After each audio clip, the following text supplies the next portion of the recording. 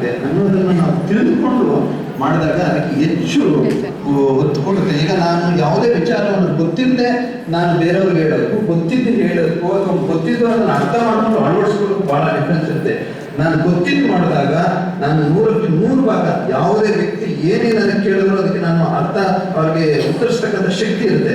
ನಾನು ಸೀಮಿತವಾಗಿ ಯಾವುದೋ ಒಂದು ವಿಚಾರವನ್ನು ನಾನು ಒಂದು ಆಫ್ ನಾಲೆಡ್ಜ್ ಇತ್ತು ಅಂತಂದ್ರೆ ಅವ್ರಿಗೆ ಸೀಮಿತವಾದಂಥ ಮಾತ್ರ ನಾನು ಉತ್ತರವನ್ನು ಕೊಡ್ಲಿಕ್ಕೆ ಸಾಧ್ಯ ಆಗುತ್ತೆ. ಈ ಸುಪ್ತ ಮನಸ್ಸುಗೆ ಏನು ಅದರ ಗುಣಲಕ್ಷಣಗಳು ಅದರ ಹೇಗೆ ವರ್ಕ್ ಆಗುತ್ತೆ ಅನ್ನೋದಕ್ಕೆ ತಿಳಿಸ್ತೇನೆ.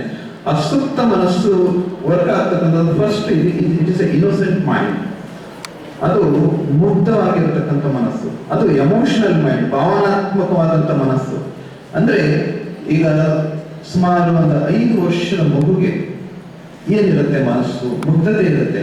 ಆ ಮುಗ್ಧತೆ ಇರತಕ್ಕಂಥ ಮನಸ್ಸಿಗೆ ತಪ್ಪು ಸರಿ ಯಾವುದು ಅಥವಾ ಪ್ರಾಪಂಚಿಕ ಅರಿವಿರೋದಿಲ್ಲ. ಆ ಮನಸ್ಸಿಗೆ ನಾನು ಒಂದು ವಸ್ತುವನ್ನು ಕೊಟ್ಟು ಈ ವಸ್ತುಗೆ ನಾನು ಬೇರೆ ಒಂದು ಹೆಸರನ್ನು ಹೇಳ್ತೇನೆ.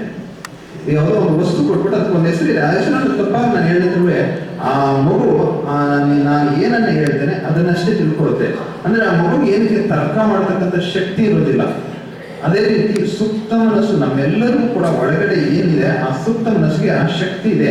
ಆ ಸುಪ್ತ ಮನಸ್ಸು ವರ್ಕಿಂಗ್ ಏನಂದ್ರೆ ಭಾವನಾತ್ಮಕವಾಗಿ ವರ್ಕ್ ಆಗುತ್ತೆ. ಅಂದ್ರೆ ನಾನು ಇದುವರೆಗೆ ನಮ್ಮ ಜೀವನದಲ್ಲಿ ಎಷ್ಟೋ 100,000 ಘಟನೆಗಳು ಕಳೆದೋಗಿದೆ.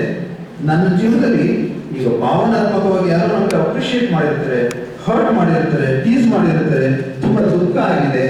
ಈ ಎಲ್ಲ ಘಟನೆಗಳನ್ನ ಸುಪ್ತ ಮನಸ್ಸು ಹೀರ್ಕೊಳ್ಳುತ್ತೆ.